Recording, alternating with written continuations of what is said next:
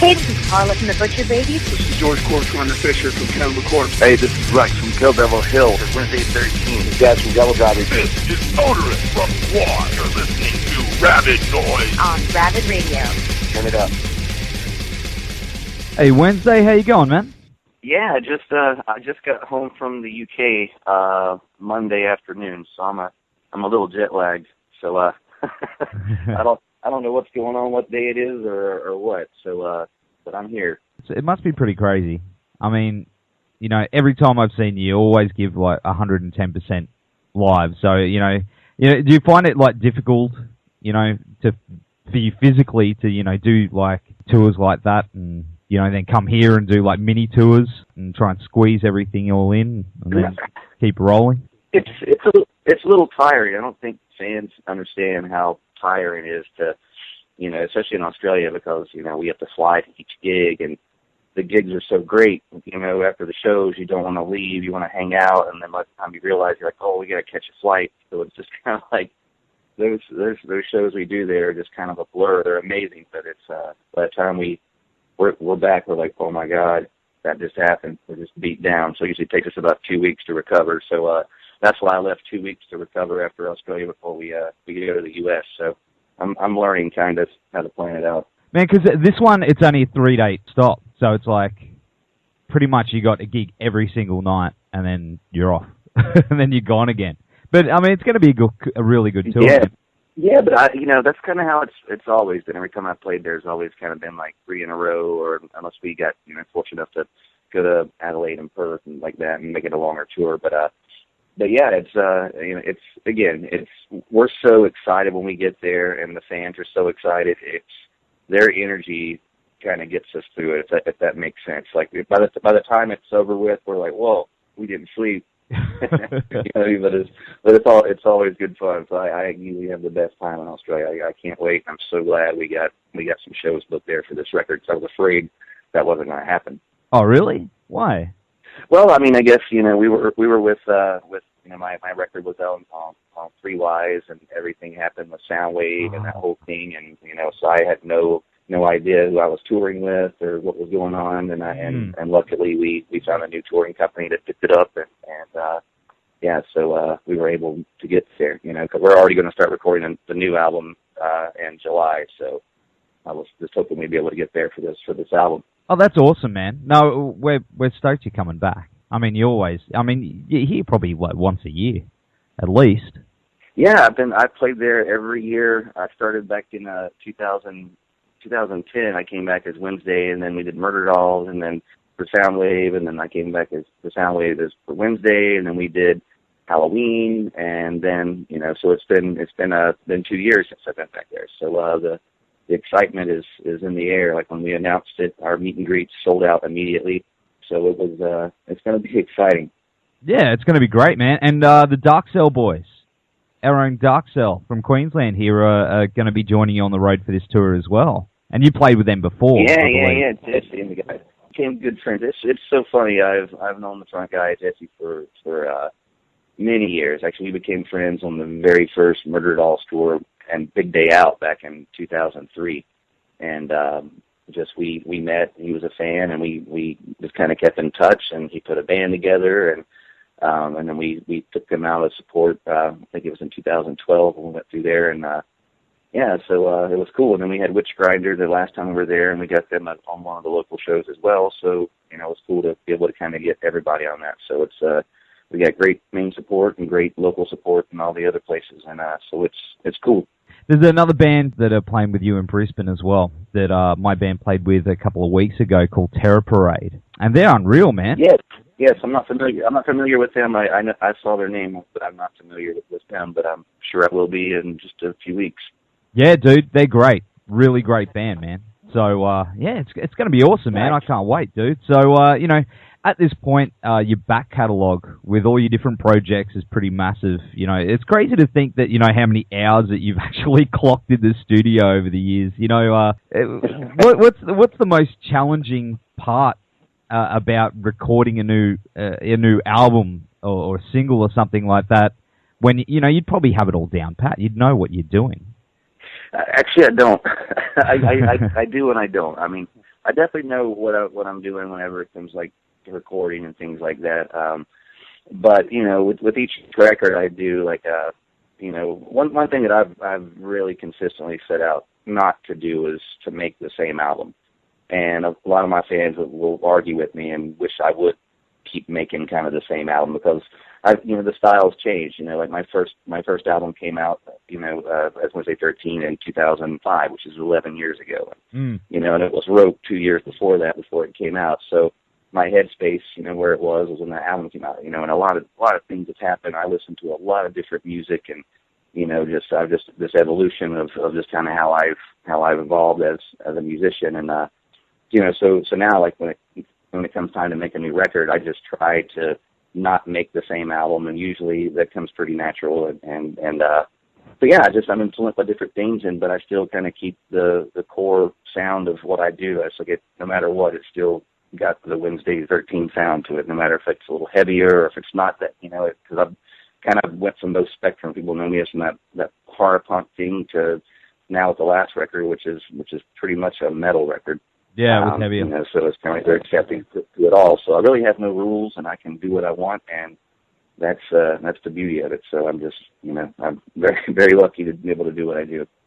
I think it's unfair for anyone to think, you know, that bands just to write the same album over and over again. You know what I mean? Like, it's bad for your creativity. Yeah, I mean, and I think some bands get locked into that, and there are some bands that I'm okay with, like AC/DC has maintained a sound that's been consistent, and they've never moved from that formula, you know, and that's cool. But I never wanted to be a band like AC/DC, you know. So for me, you know, I've you know, always looked up to people like Alice Cooper. He's never stayed with one style, you know, and that's what I love about him. Same thing with Bowie. You know, it was never one style. He went from every spectrum, and you know, I think that's healthy for it. It's healthy for the artist to be that way. Maybe not the fans sometimes kind of get lost in one period and kind of want to stay with that. And I understand that too, because I'm the same way with some of my bands. But I think as I've just gotten older, I kind of see a bigger picture with it, and I hope I'm not turning into that old man.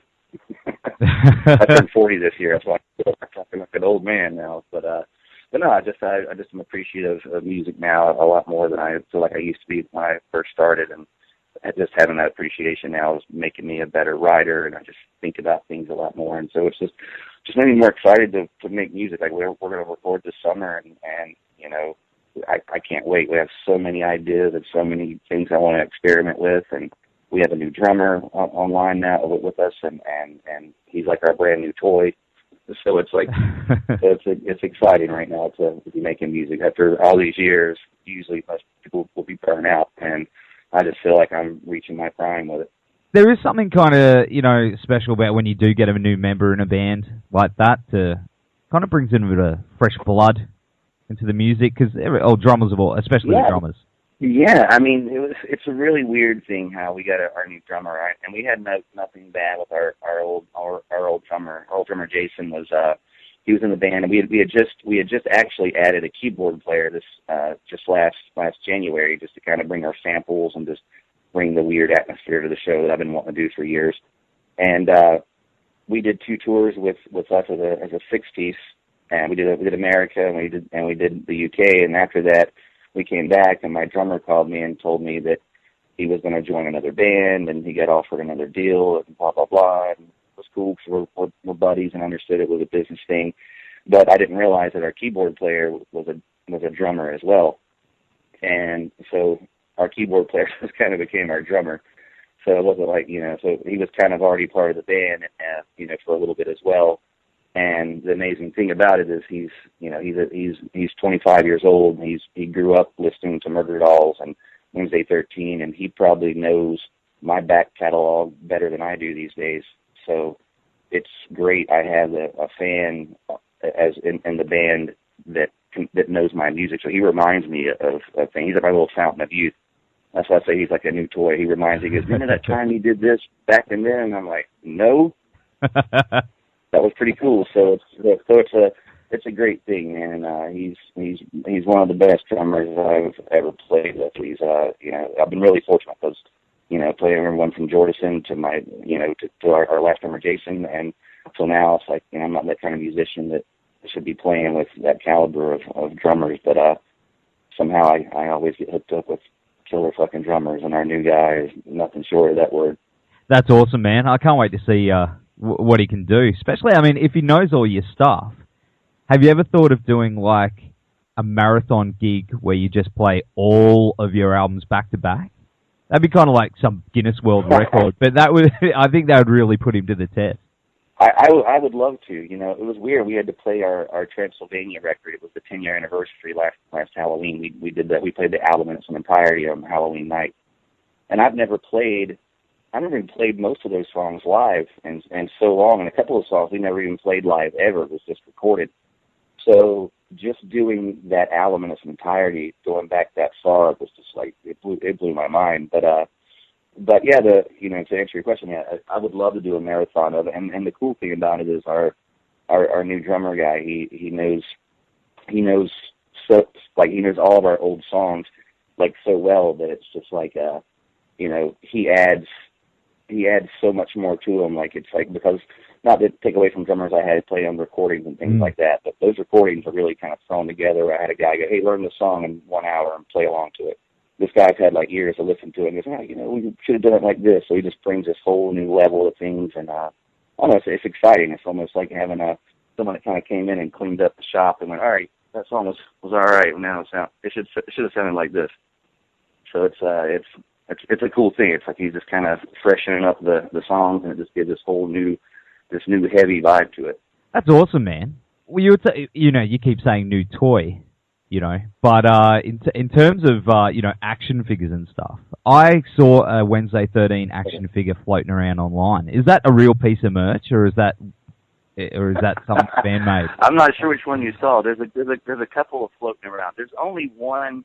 There's no real action figure that's like produced or approved, or like it was like an actual released action figure. There was an actual Wednesday 13 puppet that was released in like 2004, like a hand puppet that was released in America. I'm not sure how many were actually released, but there was like a little mock-up of a Wednesday 13 action figure that we saw. And I actually was talking to a company at one time. We had like a little model kind of etched out, but I'm not sure kind of what happened. But that's my dream, obviously, because I collect toys. And as I'm speaking to you right now, I'm in my office, which is kind of my toy room, and I'm surrounded by nothing but toys as I'm talking about them. So yeah, one of my dreams is to actually get an actual Wednesday 13 action figure. Man, that would be amazing. Because funny you mention that, because I'm in my toy room as we speak right now. What's your jam? Yeah. What's your main collection? Everything. I really don't have just like one. I mean, obviously I collect horror things the most, but the horror thing goes from everything from the Universal stuff, from the Goatsy, pretty much up to the late 80s. That's kind of where I stopped kind of watching horror movies. Like, that's kind of, not that I, saying that everything now is terrible. I'm just not really aware of the whole new horror genre. I kind of stopped around when the movie Scream came out. I was kind of like, all right, I'm going to kind of back out of here and just stick with my old stuff. But I have everything from those kind of toys, everything from G.I. Joe to He-Man to Star Wars to Rambo, Chuck Norris, Gremlins, Kiss, the A-Team, anything, like anything from my youth. I'll just always surround that stuff around me because it kind of keeps me young, if that makes sense. I can, if I'm ever having a bad day or whatever, I can kind of turn around in my room and go, "Oh, cool, there's my Chuck Norris action figure right next to my Rambo lunchbox," and I feel like I'm back, when I was 12 or something, Oh man, I totally understand that. Not a lot of people do, but it's healthy for me. It's a fountain of youth. Totally, man. Totally. I'm surrounded by, here I've got my Ninja Turtle collection, which is pretty massive. And in front of my desk here, I've got my real Ghostbusters collection with like the Firehouse and the Ecto and stuff. Yeah, it keeps you young, man. Makes you, it's almost like a drug, really, when you get a new old toy. You know what I mean? Oh yeah, I know all about it, man. That's all I do, and I live out here in Los Angeles, surrounded by all these cool toy stores, and I hop in every day, and I'm like, oh, all right, cool, just bought 3 action figures. Dude, I wish, if you had more time on the tour down here, I'd say, come on a